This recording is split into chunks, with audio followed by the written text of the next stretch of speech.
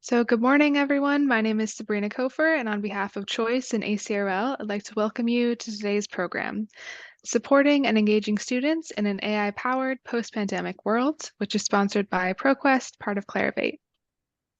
This session is one in a series of sponsored webinars from Choice and ACRL that addresses new ideas and developments of interest to the academic library community. Now I'll just put a couple links in the chat for where you can register for upcoming webinars or watch previous webinar recordings. So before we get started, I'd like to point out just a few features of the webinar software. All attendees who join the presentation are automatically muted and your cameras are off, so don't worry about generating any noise or feedback. We've got that taken care of for you. In the main area of the screen, you can follow along with the presentation materials. To adjust the size of the slides or video, you can use the divider in the middle of the screen to slide the sizes to your liking. We are using the Q&A feature today. Please use it to ask questions of our speakers or to share any comments. We'll answer as many questions as we have time for at the end of the presentation, so please do type your questions into the Q&A module as they occur to you. We do anticipate many questions, so if we don't get to yours, we apologize for that, but we'll do our best to answer as many questions as we can at the end. You can also use the upvote feature to highlight questions that you like or would like to be addressed. Also, there is closed captioning available for today's session. To toggle the automated captions on or off, please use the CC button on the bottom right corner of your screen. Last, please note that we are recording today's program, and everyone who registered should receive a follow-up email with a link to the archive version and where to access today's slides. Now I'd like to take a moment to introduce our speakers for today. We have Sarah Brooks, Senior User Experience Designer at Clarivate, Stephen Kemsley, Senior Manager of User Experience Design at Clarivate, and Cheryl Simpson, Senior User Experience Designer at Clarivate. And with that, we are ready to get started, so I will hand it over to Stephen. Thank you, Sabrina, and thank you to everyone here today. We're excited to share this research on what we think is an important topic. And we're not only excited to share what we've learned, but to also learn from your experiences. So as Sabrina mentioned, the chat and the quick Q&A is open. So please share your comments and questions as well. So this research really originated from a question that we had about how changes resulting from the pandemic and AI and all the other changes going on in the past few years have impacted students, the student experience and research workflows. And, at Clarivate, we do, and our user experience team, we do a lot of user research on the products that we develop and design, but this was really a more holistic research initiative where we didn't look at anything about our products and we were just asking about the student experience from the perspective of faculty, librarians, and students themselves. We used a mixed methods approach. We did 40 interviews, a lot of those with instructors and librarians and some students. And then we had a survey that we ran with mostly students and then a smaller faculty interview as well. This research was conducted between December and last year and February of this year, and at a number of 2- and 4-year colleges, universities, community colleges. A couple of them are listed there, but we have a longer list. It's quite a long list. And then the primary regions were the United States and the UK, with some representation from our student survey in a more worldwide basis. So getting into some of our findings, one thing that came clear in most of the interviews, librarians and instructors, is that there's an increased expectation of online availability, especially post-pandemic. During the pandemic, we all had to adapt, and as a result, things moved online very quickly. And several years later, we find ourselves in a world where our online resources are more robust in general, and they're as a result of those increased services and online resources, we heard from a lot that there are higher demand for online office hours for instructors. So instead of just in on-demand office hours, so sometimes it's not just during the scheduled office hours, but just reaching out whenever students need help. And then also higher demand for recorded lectures. So just if students can't make it or they don't want to come in one day, they have the assurance, or they want the assurance that there will be a lecture to watch later. Also can be a really great tool for studying. And then we heard from several that there's increased uses of device in class, especially in in-person classes, which most of the people we talked to had moved back to an in-person environment. There was talk of, because of all the tools that they've adapted to, while classes were virtual, they still use those tools in the classroom, whether it's polls, collaborative documents, etc. So there's a great quote by one of the librarians we talked to, Maria, that there's no such thing as a fully in-person class anymore from her perspective. Another theme that came out, which is kind of both old and new, is that the challenges with research and then the lack of technical and information literacy. Of course, I'm sure you've all seen this as a challenge, not just in the past few years, but for a very long time. An interesting insight that Joy illustrates here, one of the faculty instructors we talked to, is that students are very adept at social media, and we call them digital natives, but really that's kind of a misnomer, because that doesn't mean that they're technological experts just because they're digital natives. And their experience with social media and their skill with that doesn't translate to tools like online library resources and databases and complex tasks. So we have to be aware that just because they've grown up in this digital environment, they don't somehow inherit all this technological expertise.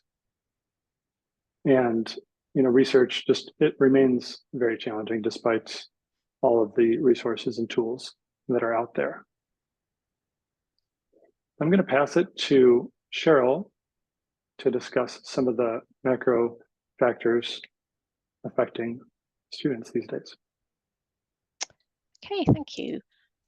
So we identified trends that relate to attitudes or behavior of students in relation to academic habits, but this first slide outlines the external factors that we strongly identified as having an impact on the student experience and perhaps contribute to some of the trends that we observed. The increased financial pressure that students are facing these days is something that jumped out of a lot of the interviews. We're all aware that tuition is going up, and related to this is the fact that more students are working longer hours outside of their studies. This quote from a community college instructor outlines how it was normal for students to work 10 to 20-hour jobs, but now they're seen to be working 30, 40, 50-hour jobs. Georgetown University provides some secondary research that backs this up. The link is at the bottom of the slide. They estimate that about, excuse me, about 40% of undergraduates and 76% of grad students work at least 30-hour weeks. So this financial pressure leads to time pressure and perhaps some of the other observations that were reported: less engagement, more absences, more stress, trends which we will get to in further slides. But we certainly think that financial pressure has like an overarching impact, perhaps an exacerbating effect on some of the student trends that we observed. And mental health issues, particularly for young people, are reported heavily in the media, certainly in the UK where I'm based, but I believe just as much in the US. Many instructors and librarians see a decline in student mental health since the pandemic. It's clear that the pandemic has played a part in this, although there are likely to be many other contributing factors. From a Gallup poll reported in the New York Times in February this year, they state that among those 18 to 26, just 15% said that their mental health was excellent. Not surprisingly, it is perceived that poor mental health has a negative effect on coursework. And although there's been an increase in mental health support services, we heard about frameworks for support that have been set up, attempts to identify potential issues early on, increased counselling services, dogs that are used to lower anxiety. These services don't seem to be enough to resolve the problem. And in addition to libraries and faculty, students also reported mental health as an issue that has an impact on their ability to study.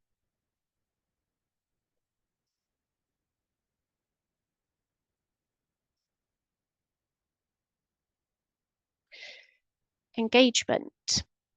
Faculty reported increased absenteeism and distraction in class, decreased enthusiasm for learning new ideas and for rigorous learning. And this was something that appeared to cause a lot of concern. Some absenteeism may be related to the availability of online lectures. Some students may be watching live from home, or more likely watching at a more convenient time. But there was an impression from faculty that the lack of engagement may reflect a lack of passion for the subject. One possible explanation is that as some programs look to increase their student cohort for financial reasons, they may be attracting students who have less passion for the subject and are enrolled on that program as a way of fulfilling a requirement for a future program. For example, taking a chemistry degree as a way of getting into med school. Some students are perceived as having an increasingly transactional approach to higher education. Faculty appear to be left with the impression that students are there for the degree and any investment beyond that isn't guaranteed. Students are often described as being very career oriented and want or need to know how each stage of the degree program prepares them for work, or perhaps the type of jobs that it's preparing them for. And all of this is perhaps less surprising given the trend of increased costs of tuition. But I do think it's important to point out that not all students were branded with the same brush. This lack of engagement wasn't seen across the board. Some disciplines didn't report it as an issue.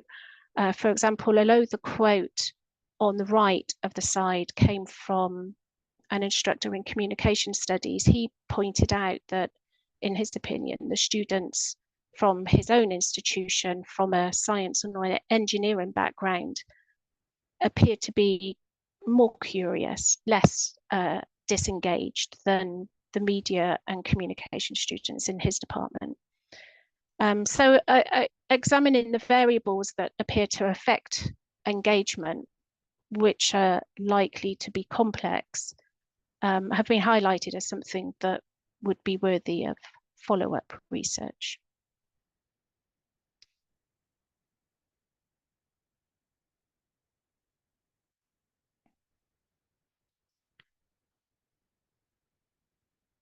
So we clearly heard that students come in much less prepared for college.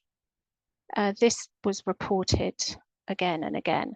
In particular, writing skills appear to be a common concern and a really substantial concern, but also math skills aren't as strong, and students don't have as strong a foundation in learning generally. And this was reported across the student body, even in PhD dissertations. So there are some related factors here. There's a trend for decreasing enrollments, both among international students and within the 15 to 25 age group generally. And this is partly due to a dip in the population for that age group, but there's also a financial aspect and a growing perception that the value of a degree does not justify its cost. So the result of these things has led to lowering entry standards for admission to colleges, which contributes to a cycle of less prepared students and lower performance. There's a link in this slide with some validation from secondary research on decline in enrollment figures.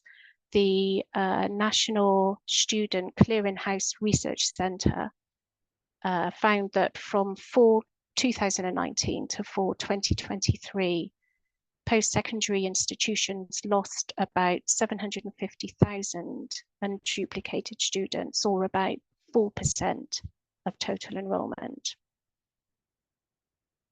And at this point, I'm going to pass over to Sarah to continue the presentation.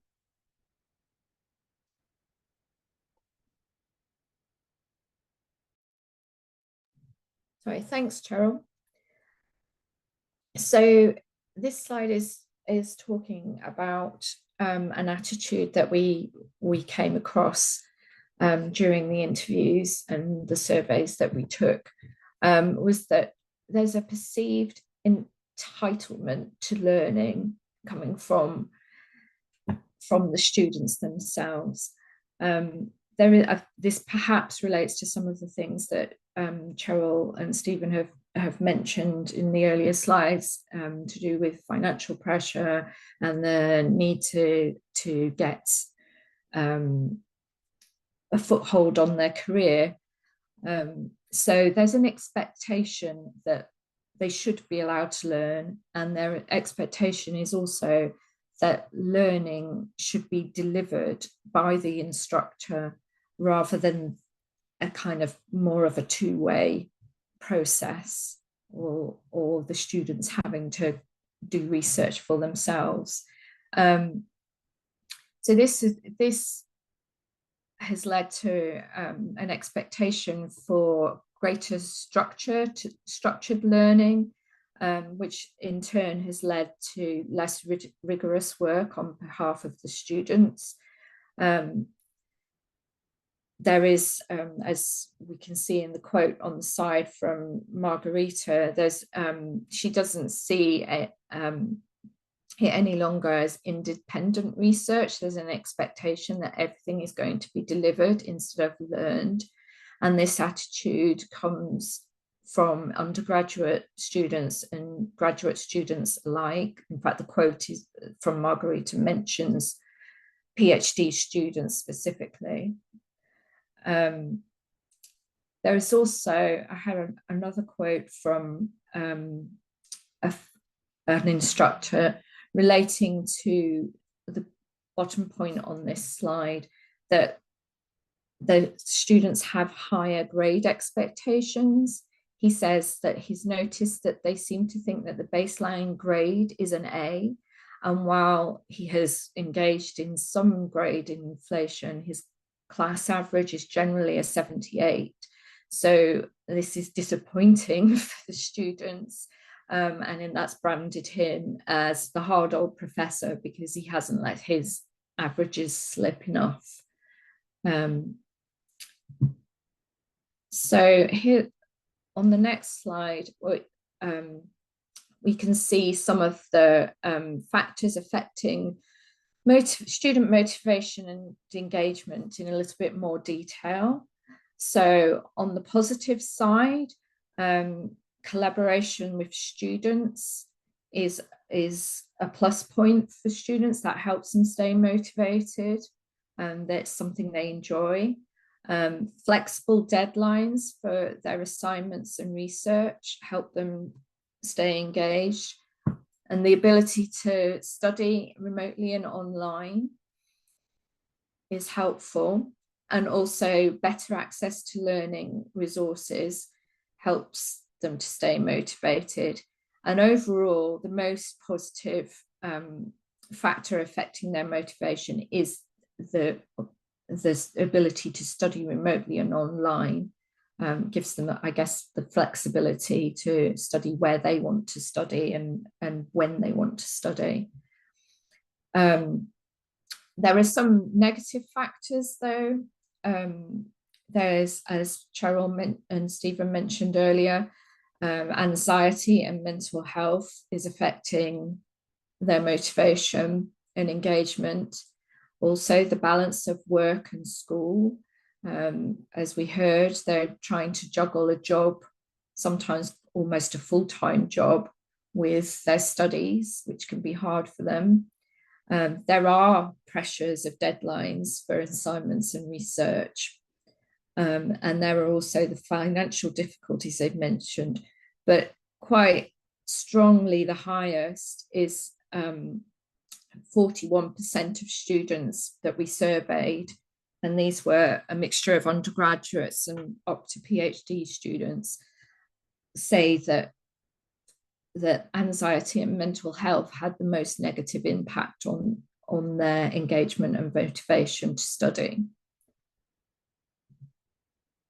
So we also asked students what they found the most challenging when they are working on assignments. So if we've grouped the responses to this question. We've grouped the responses to this survey question into categories which reflect the different stages of student research and this research workflow. So we've got a section over on the left, we have learning about the assignment and topic, then we have finding and selecting and organizing resources, and synthesizing and writing their paper or assignment, and then refining and revising, so maybe preparation for exams and dissertations, that kind of thing. So the four most challenging things that have been highlighted in here on the slide in purple are evaluating the quality of information resources, choosing or learning about a new topic for their assignment, and collaborating with other students. And then the one with the most challenging one is writing a paper, so the actual physical writing of the paper itself. Perhaps it's worth noting, though, that whilst collaborating with students is rated as challenging, it is also one of the top factors positively motivating them when it comes to engagement with their studies. So now I'm going to hand over to Stephen, who will talk a little bit about some of the things we're doing to help. Thanks, Sarah. So we just discussed some serious challenges that students are facing. And we know something we haven't discussed yet is AI, which is also a big thing that's impacted the academic world, and we'll get to that in a bit. But first, we'd like to talk a bit about what we're doing to help with some of the challenges. And as you know, some of these trends, as I mentioned before, some of these trends are new in some ways, but some are longstanding challenges that might be amplified by things like the pandemic. So we've seen some of these challenges for a long time. I'm sure you have as well at your libraries. So I'm going to describe some of the ways that we have attempted to help students and researchers adapt to this changing landscape with the way we design our products. But we're also eager to hear from you about the things that you may have tried and have done to address similar challenges. So please put your thoughts in the Q&A. Everyone can see that. So I'm sure we'd like to learn from you as well. In our products, one area of focus for our ProQuest One discipline products has been the creation of topic pages, which provide a starting point for a subject of interest. And this is an example of a topic page and of a zoomed out view of an anxiety topic page in ProQuest One psychology. So in topic pages, we've included an easy to understand summary at the top, as well as categorized materials related to the topic, like journal articles and books, videos, subjects that are related to the main subject. And we find this approach relates to some of the themes in our research. Topic pages help meet that expectation for structured information and learning. And we know that research can be a very text-heavy and laborious process, so the visual and structured approach can be a welcome relief, and perhaps help with engagement as well. Researchers that we've polled, apart from this study, have told us that these pages can help choose a topic or a direction for the research. And that's one of the key challenges that we found in our survey.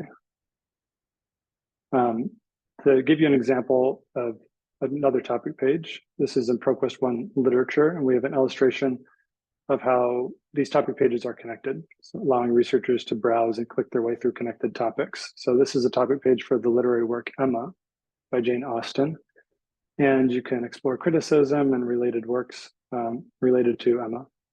But by clicking the word Jane Austen at the top, you can read about her as an author on her own topic page, as well as access her primary works and related criticism. And from there, you can click on the word romanticism at the top and explore that literary period. And our hope with these pages, we can show how research can be a fun exploratory process. It doesn't always have to be painful. And it can give researchers the power to, explore without requiring search expertise or domain expertise. Something we've also done is put a lot of work into our homepages to move beyond just the simple search bar. So here in ProQuest 1 Business, we've structured information below the search that leads users to content that might not realize they had access to, like publications like the Wall Street Journal and The Economist. They can also browse their way through our company and industry topic pages right from the homepage.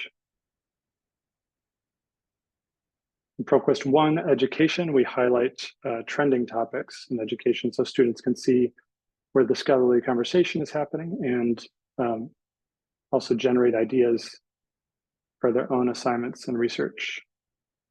So these are all ways to explore content without having to make a search and to encourage curiosity and engagement.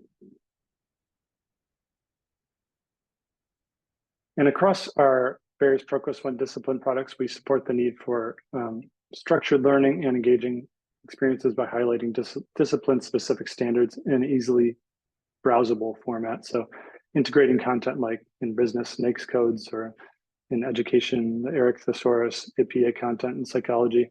You don't have to know all this going into the product, but we're kind of teaching along the way as students use our products. And this is just a taste of what we've been doing to address some of these challenges with our product design. So I'm going to hand it back to Sarah, and she's going to get into some findings related to AI.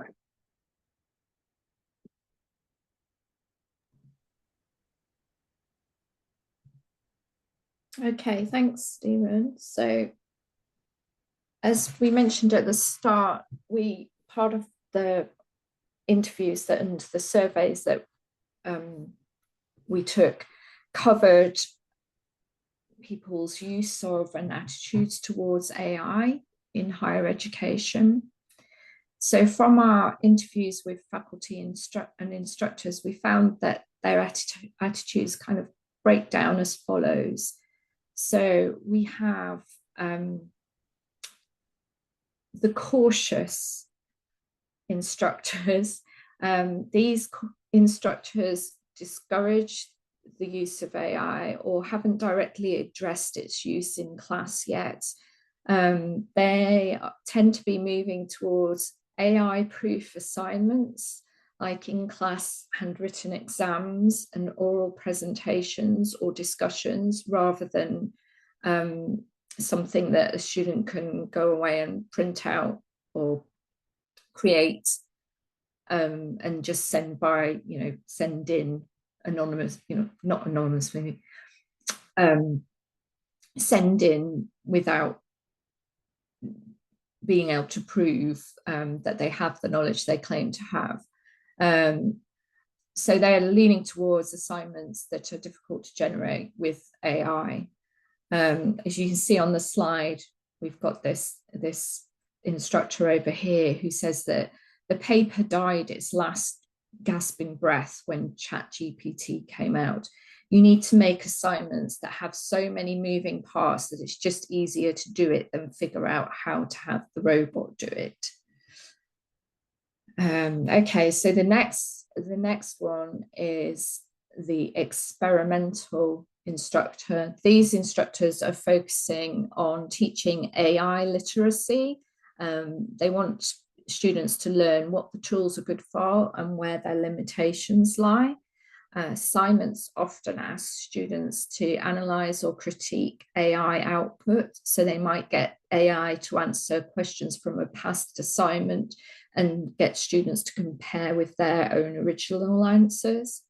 Others are asking students to use AI as a feedback tool. And there's an example in the middle of Scott from the Faculty of Communications says that he built AI into an assignment for his 400 level students, where he asked them to use ChatGPT and then tell me what they found and how they did it. Through doing that, they could then prove whether they'd learned this stuff or not. And then the final category is the enthusiastic, the AI enthusiastic, I should say. These instructors are embracing AI technology and all that it brings. They see huge potential benefits for data processing and time savings. And this attitude tends to be represented a little bit more from what we've seen in the STEM disciplines. It seems to lend itself to things where there are large amounts of data or numbers to crunch or things to compare and contrast, and where there is less emphasis on essay writing. So the example here is from John, who's from the biology faculty, who says there's a group of students who see it as a valuable tool.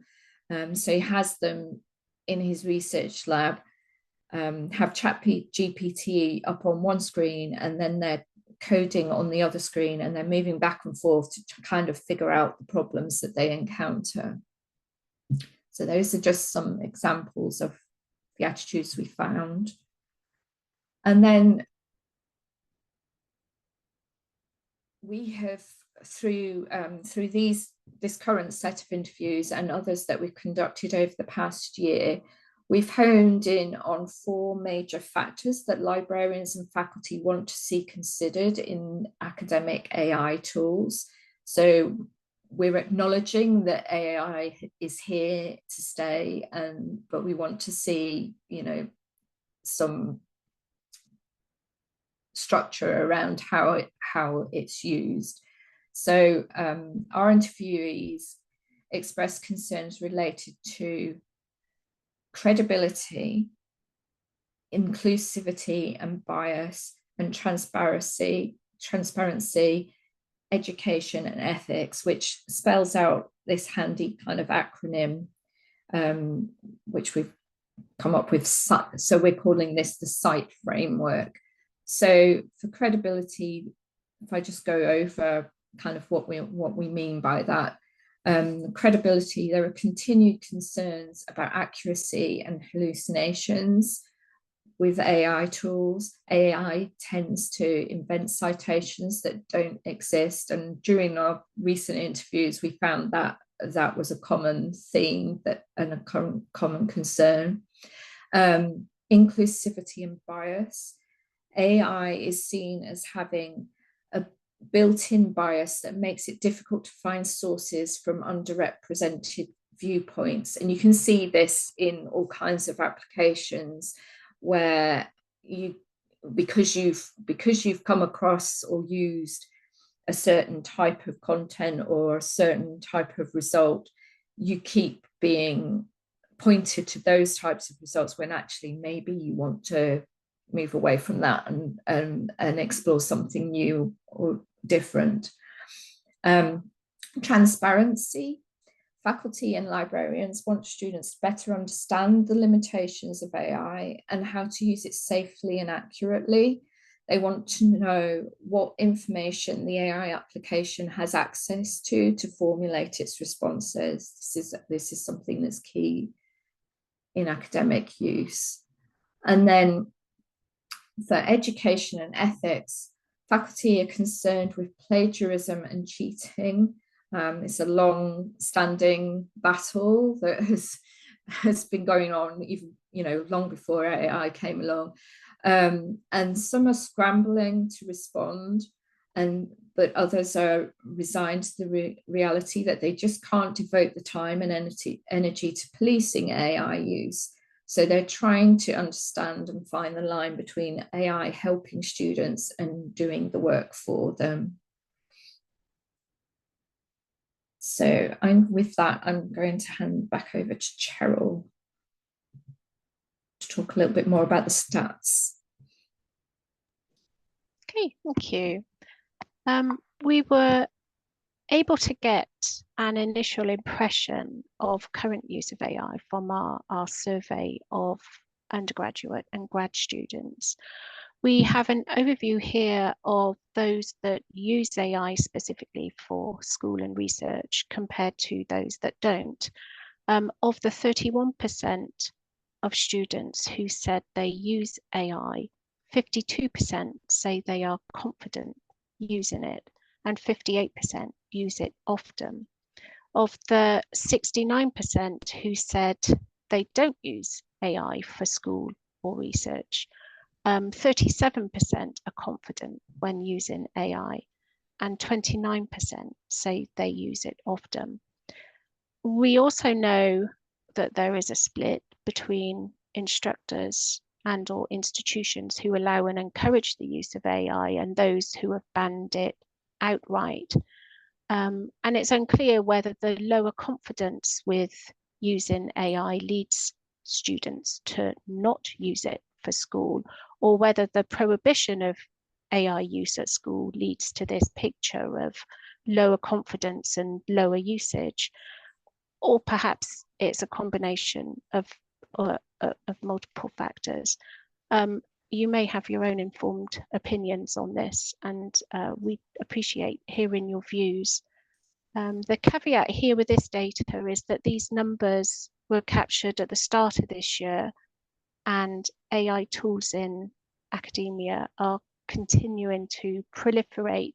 So we would expect numbers for use and confidence levels to be growing all the time.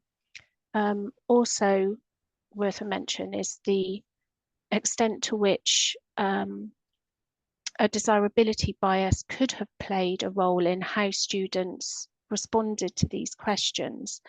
For example, if students think they should say they don't use AI for schools because they know that it's banned, we may not have a full or true picture of usage.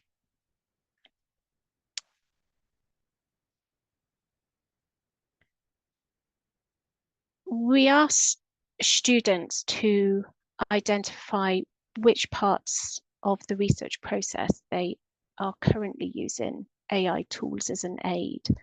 And the research process was broken down in the same way, showing the same stages as it was when they were asked to identify their challenges. And we did this so that we could see where they are currently using AI tools, but also to map it against the challenges so that we could identify where students most need the extra support and where there may be opportunities for AI to provide it. There's some spread across the research process, but you can see greater evidence of use of AI tools for choosing and learning about a topic, finding sources of information, understanding or summarizing a source, writing a paper, help with writing skills such as grammar and spelling, revision, finding or creating visual material, and getting suggestions for improvements for assignments. And I'm now going to hand back over to Stephen to talk about our own ProQuest AI research tool and how it meets some of these challenges. Thank you, Cheryl. So I'm just going to spend a couple slides here talking about our approach to AI that follows on, inspired by some things like the site framework that Sarah discussed. And these are brought together in a feature that we're calling the ProQuest Research Assistant, which is going to launch in beta in September on the ProQuest One discipline products. And so one of the first parts of this is using AI strategically to help tasks that we know that students have trouble with. So for example, we know based on our own search logs and our research like this, that many users come to the platform and do a very broad search and they have low success in finding things that they need. So one of the things we're doing with is with power of AI and machine learning, we're providing some keywords at the top of the screen that help researchers narrow down easily when they've conducted a broad search like this. So the example here is COVID, and the suggestions are broken down, not just based on the frequency of the terms, which is what you normally find in some filter panel, but on meaningful divisions of the ways that you could look at this topic. And through this, you can continue to click on these terms and get down to a narrow result set. We know that it's very overwhelming when researchers type in a term and they get thousands or even millions of results. So our aim is to help them narrow down with this tool. And then once they get to a document, we have a companion panel on the right side of the document that is the research assistant as well. And we're aiming at helping with different tasks. So one thing is a key takeaway that we're providing that's related to the full text of the document that provides a quick evaluation of, what are the key points that this document makes? What is it related to my topic of interest? And then we have a couple on-demand features as well, including an ability to see the key concepts and vocabulary that it's discussed in the article, and an explanation of what it is and why it's important to the article. And then also we have a feature that also gives inspiration for possible research topics with the full text of the document as the seed for those suggestions.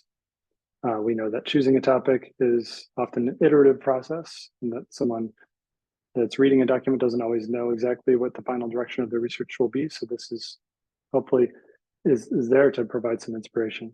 And you'll see that there's lots of outlets on these panels to do further searches. So we're not only giving them suggested topics, but also you can click one of those search buttons and get a nice Boolean search that focuses on finding materials that are related to those topics.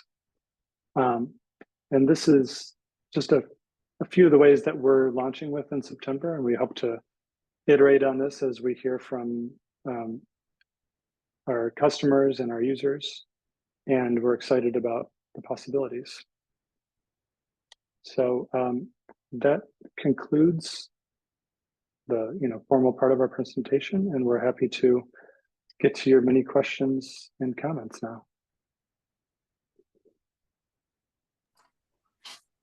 Hi, thanks, Stephen. So yeah, I've been manning the questions here. We've had a lot of questions coming in, so I've tried to group them up. Apologies if we don't get to all of your questions, but if you still have them, keep entering in the Q&A section.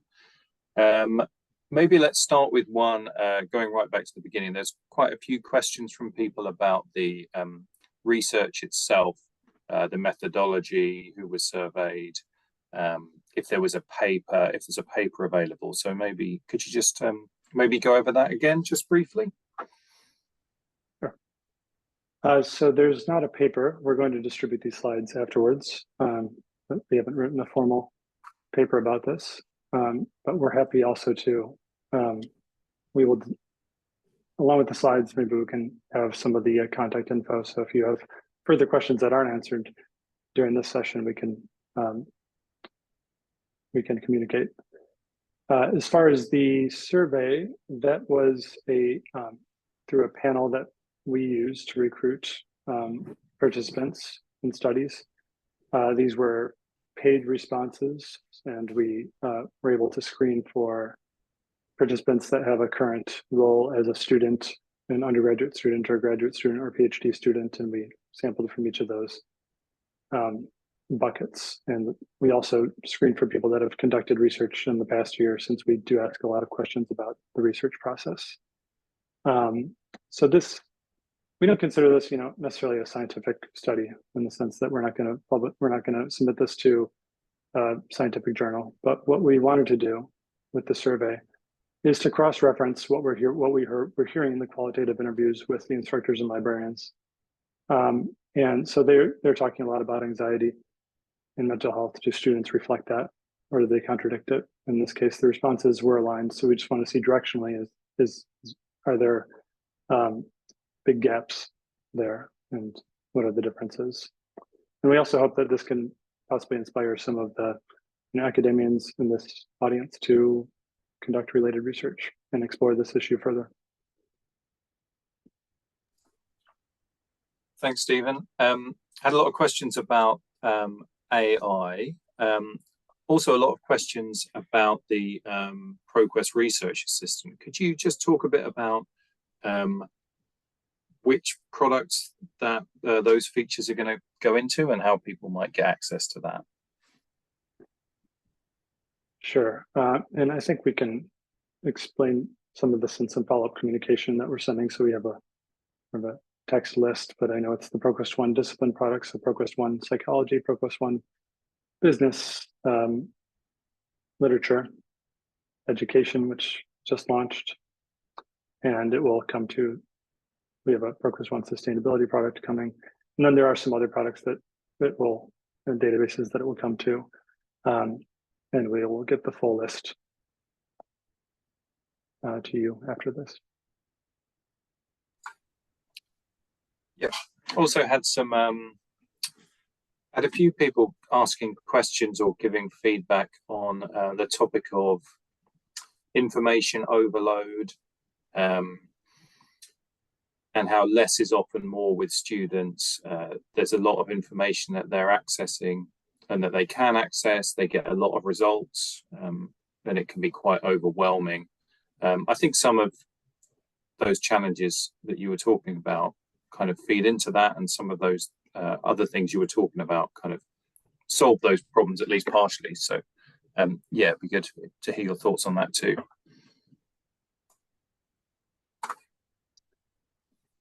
Yeah, and I'm open to Cheryl or Sarah, if you have something to say about this.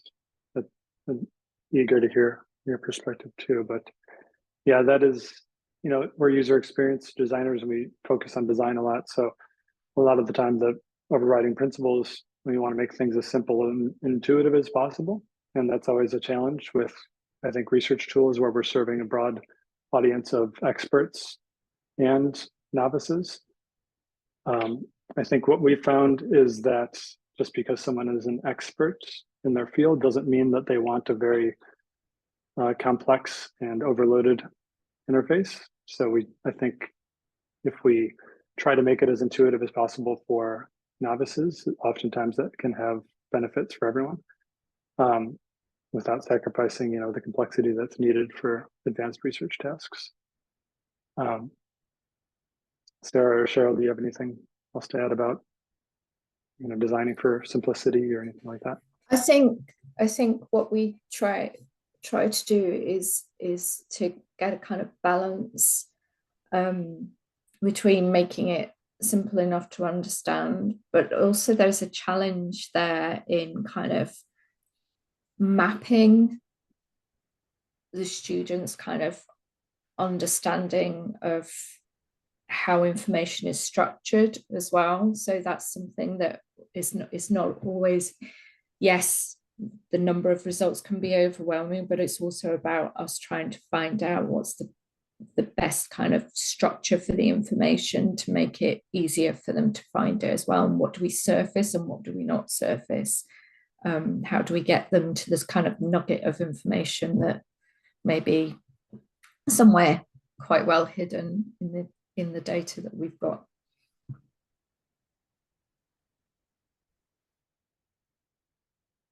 Great, thank you. We also had a few points and questions about kind of moving on from the information overload thing about kind of curation and the quality of content, and how do we give information that allows users and students in particular to quickly identify the quality of the content that they're looking at when they find it, such as academic sources, for example. Yeah, that's a good question. I think that's something that we've heard is that in our interviews was that not sure how well it was represented in this presentation, but sometimes the training that students receive isn't always delivered, in the sense that, well, sometimes students aren't present for it, and they increase absenteeism. So there might be a library training. Librarian comes to a classroom one day, but then the students aren't there, or that they're kind of checked out, or maybe sometimes the training programs that have been dropped off during the pandemic haven't come back.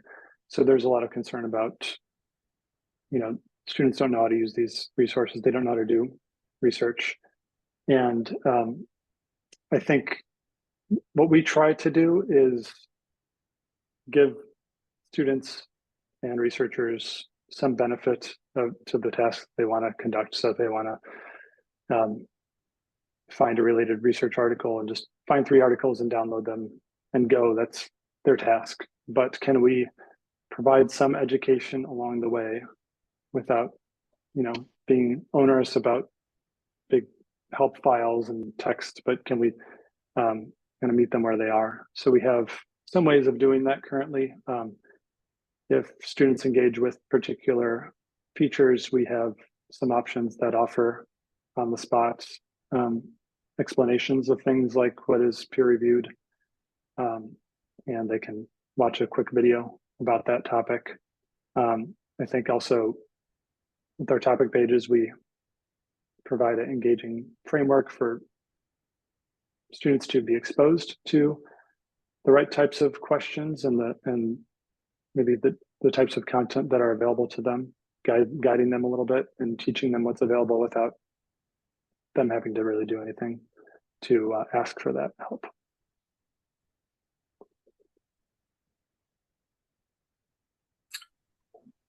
Thanks for that. We also had some questions going back to the earlier part of the presentations around those features like the topic pages and the home pages and the functionality there. The question was, which products have them in? Which products have those features? Yeah, the topic pages and the home pages that you talked about in the first section there.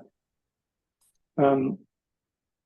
The products that I mentioned were the ProQuest 1 discipline products, so ProQuest 1 psychology and business and literature education. Those are the ones with the topic pages. However, we are trying to take that approach that started with ProQuest 1 and apply it to many of our other databases as well. So recognizing that just the blank search box can be intimidating and not a very welcome way to start research. So that's not limited to those products, but it's the topic pages are.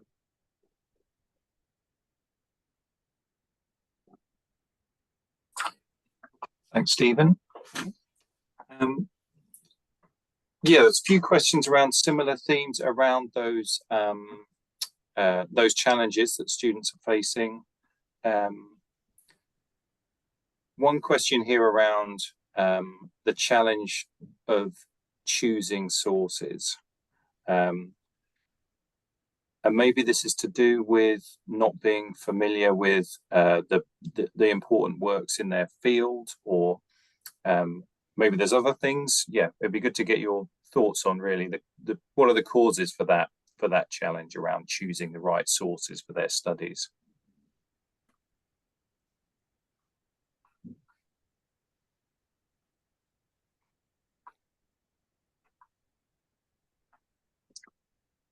Choosing the right sources in terms of, well, I think there's a lot of factors that I could talk about here, but I mean, relevance is a big first one. Just getting to a relevant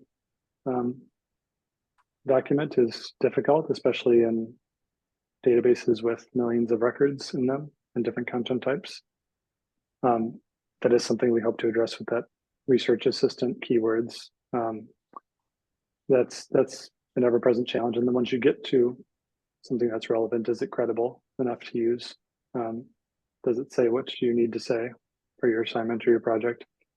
I think that's the next big task, is to evaluate whether you found something that maybe is topically relevant, but can you use it? Should you use it?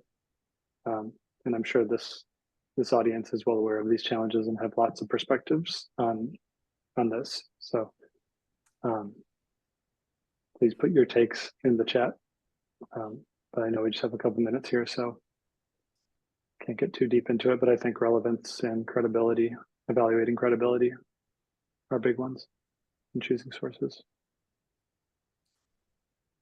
Yeah, thanks, Stephen. And again, there's a lot of questions about the research assistant, how we can access that, and some of the other features that you showed, and about the research. So just to reiterate that we'll be in contact after this webinar with information on that. So you can stand by to hear about that from us. And I think with only a couple of minutes left, should I hand back to Sabrina? Sure. Yeah, thanks, Mark. Great. Yeah, I'll just close us out and say thanks so much to Sarah, Stephen, and Cheryl for taking the time to speak with us today. And thank you to Mark for moderating the Q&A. And thanks to our attendees for your questions and your comments. I'd like to remind our viewers that we did record today's program, so be on the lookout for a follow-up email from Choice and ACRL with a link to the recording and where to access the slides. Also, if you have a few minutes after the presentation to fill out a brief survey, we would really appreciate it. So thanks again to all of you out there for joining us. We hope you learned something new from the session and hope to see you again in the future on another webinar. Thank you. Thank you, everyone. Thanks.